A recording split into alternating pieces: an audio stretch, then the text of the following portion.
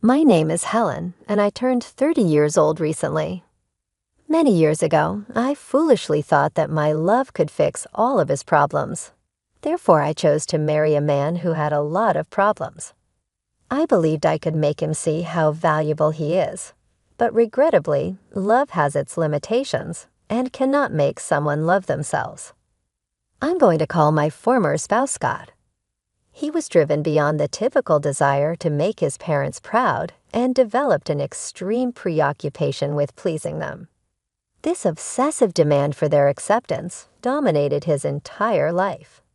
I'll refer to Scott's parents as Mr. and Mrs. Kyle. Scott was more in need of their attention because they didn't seem to care about him. It hurt to watch, and I quickly realized that I was unable to make up for the emotional gap they left in him. To make matters worse, Scott would often spend our funds on lavish presents and trips for his parents, using up our money for things they almost ever utilized.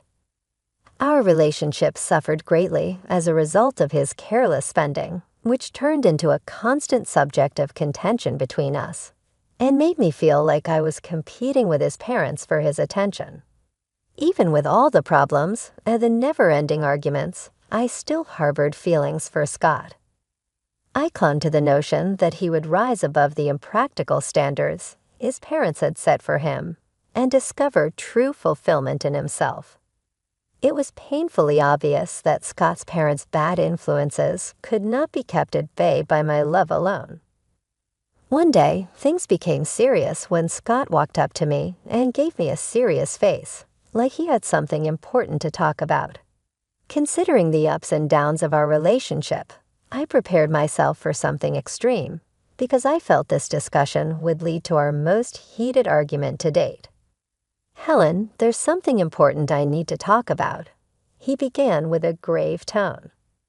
"What's going on?" I asked, my heart sinking in anticipation of bad news. "It's about my parents. They're retiring soon, and I want to surprise them with a luxury vacation. It's going to be quite expensive," he revealed, his face a mix of excitement and anxiety. "That sounds nice, as long as the money comes from your personal savings." "I really don't want to dip into our joint savings again," I responded, hoping to steer clear of another financial argument. "I don't have enough to cover it on my own." "I was hoping we could use some of our savings," Scott admitted, his expression torn between hope and concern. "Scott, if it's more than we can afford, maybe we should reconsider this expense," I suggested gently, trying to anchor him back to reality. However, my words only upset him. "You just don't understand, Helen. I love my parents and want to do something special for them. Love isn't about counting every penny. It's about grand gestures," he argued with passion.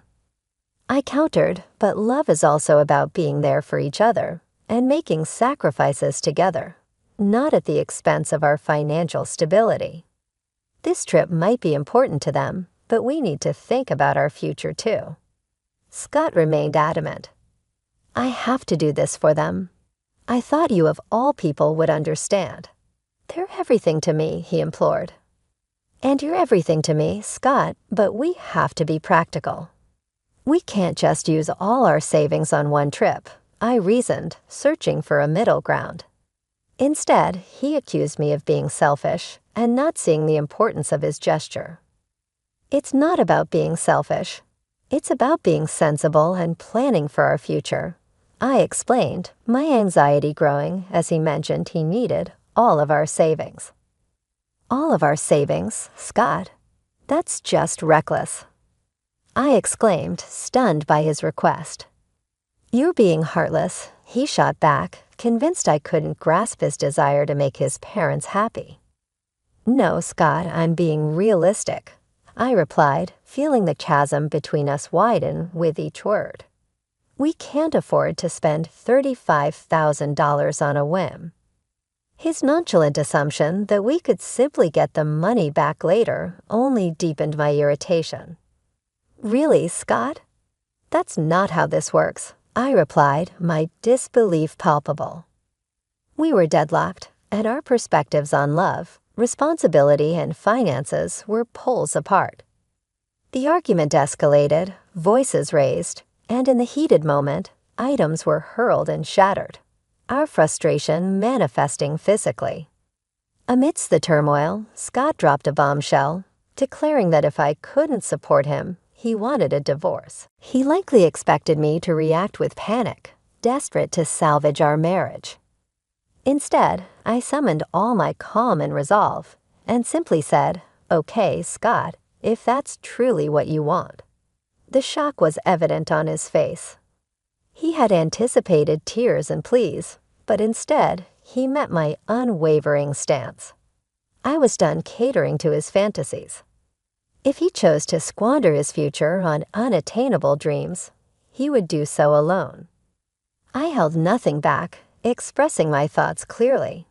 His ceaseless pursuit of his parents' approval was futile, like trying to stay dry in a storm with just an umbrella. He attempted to counter, but I silenced him with a simple raise of my hand, declaring my refusal to continue fighting for a love hindered by unrealistic expectations and an incessant need for validation. Go ahead, spend all your money trying to win over people who barely notice you. I told him, resolute in my decision to end the cycle of disappointments and broken promises. With that, the stark reality struck him.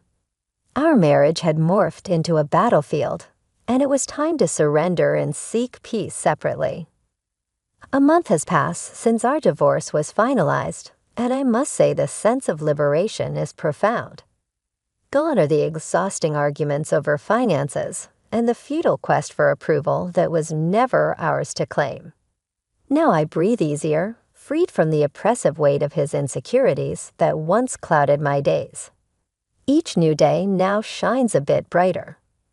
True, Scott has attempted to re-enter my life, feigning concern and inquiring about my well-being, but I see through his charade. I'm not about to be deceived again. As the old saying goes, fool me once, shame on you. Fool me twice, shame on me. I resolutely turned away from Scott's attempts to rekindle our past relationship. I had come to understand that I invested too much in trying to mend someone who had no desire to change. It was now time to prioritize my personal growth and happiness. Rebuilding my life wasn't easy, to say the least. Splitting our shared assets and adapting to a new financial reality required patience and resilience.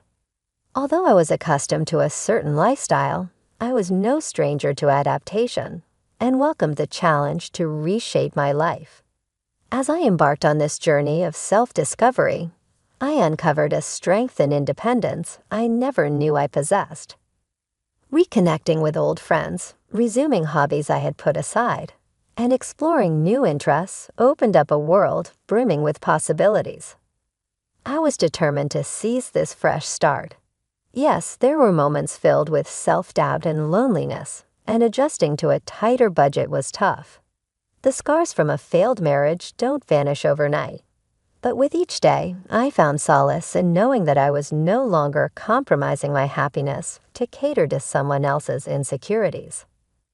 The relative ease with which I moved forward was perhaps indicative of how long I had clung to a relationship that was doomed. It was astonishing to see how much I could achieve once I was liberated from that emotional burden. A month into this new chapter, I was still adjusting but feeling more empowered than ever. Amidst this transformation, Scott's messages took on a new tone. He claimed he was in danger and urgently needed to meet. Weary of his relentless attempts to reach out, I decided it was time to address the situation head-on. Amid his ongoing pleas, I called him. "Scott, we've been over this. We're divorced. It's time for us to move on," I said with firmness. "Helen, please, I just need a moment to explain. I'm in serious trouble, and you're the only one I can turn to for help," he implored, his voice perhaps carrying a genuine tone of fear. Or maybe it was just the absence of hearing his voice that made it seem so.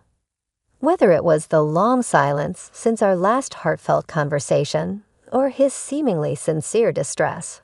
A part of me was intrigued yet cautious about his intentions. Despite my reservations, I agreed to meet Scott. Fine, but we're not meeting at my place. Let's go to that cafe we used to frequent. No tricks, understood. I stipulated. Thank you, Helen. I promise I just need someone to listen. You're the only one who understands me, he replied, sounding genuinely relieved. You might be wondering why I would agree to meet Scott after everything that happened. Truthfully, I questioned my own decision. Yet sometimes, curiosity and a lingering concern, no matter how faint, compel us to act against our better judgment. I couldn't completely dismiss his plea. Divorced or not, I couldn't deny that part of me still cared. So there we were, sitting across from each other in the cozy cafe, enveloped in the comforting aroma of coffee. However, not even the familiar soothing environment could ease the tension. Watching Scott with anxiety etched across his face, and those deliberately sad eyes trying to tug at my heartstrings was almost comical. This time, though, I remained unmoved. I leaned back, composed and in control, prepared to listen but determined to keep the conversation on my terms. Okay, Scott, you have my attention for now. What's this danger you're supposedly in? Just so you know, I'm not here to save you. I'm done cleaning up your messes, I stated, my tone firm yet open to hearing him out. Scott sighed deeply, his face a blend of regret and desperation that was almost pitiable. But I steeled myself against any emotional manipulation. I know I've made mistakes before, Helen, but this situation is different. I've gotten involved with some seriously bad people. I owe them a lot of money, and they're not known for their patience, he confessed. I raised an eyebrow, skeptical of his melodramatic tale. Really, Scott? Dangerous people? Are we revisiting the tale of your imaginary friends who seem to attract trouble? I couldn't hide my disbelief. Scott's expression shifted to one of hurt and frustration, evidently hoping for a more sympathetic response. No, Helen, this isn't made up. I'm in deep trouble, and coming to you is my last resort, he insisted, his voice tinged with desperation. Let me guess, you spiraled after our divorce. I continued, piecing together the predictable pattern of his post-separation choices.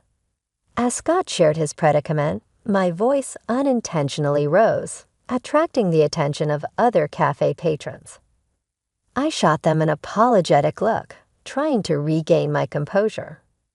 Look, I got caught up in something foolish, I admit, but now I'm in a mess that's bigger than I can handle alone, Scott confessed, his eyes filled with a desperate plea. My frustration was close to boiling over. How could he just waltz back into my life with yet another crisis? Yet beneath my irritation, a faint shadow of empathy lingered. How much are you in for? I asked, bracing myself for the answer. $120,000, Scott responded sheepishly. $120,000, Scott. Are you out of your mind? My outburst was louder this time, drawing sharp glances from around the cafe. I didn't bother with an apology. Anyone overhearing our conversation would likely understand my reaction. Helen, please, I'm begging you. I've got nowhere else to turn. I know I've made a mess of things, but you're the one person who really believed in me, Scott pleaded, his eyes glistening with a sincerity that momentarily reminded me of the man I once loved. But those days were long gone, and my priority now was self-preservation, even if it meant walking away from him. Don't pull at my heartstrings, Scott. It's way too late for that. When you said you needed help, I thought you meant maybe $20,000, not $120,000. You've completely lost it, I responded, my voice a mix of disbelief and indignation. Overwhelmed, Scott began to cry, seemingly oblivious to the uncomfortable glances from other patrons. Scott, calm down. "This isn't the place for a scene," I said firmly. "What's going to happen if you don't pay this back?" "They're threatening to harm me, Helen. I'm not joking. This is really bad," he managed between sobs. His words hung heavy in the air, leaving me torn between my lingering concern for his well-being and the need to protect myself from being dragged back into his chaos. Seeing the seriousness of his situation, I was forced to consider the gravity of the risk he faced. I softened my approach. "All right, Scott, start from the beginning and tell me everything," I urged gently. He then recounted his attempts to fund an extravagant trip for his parents. He had borrowed money, trusting a friend who ultimately let him down, plunging him deep into debt.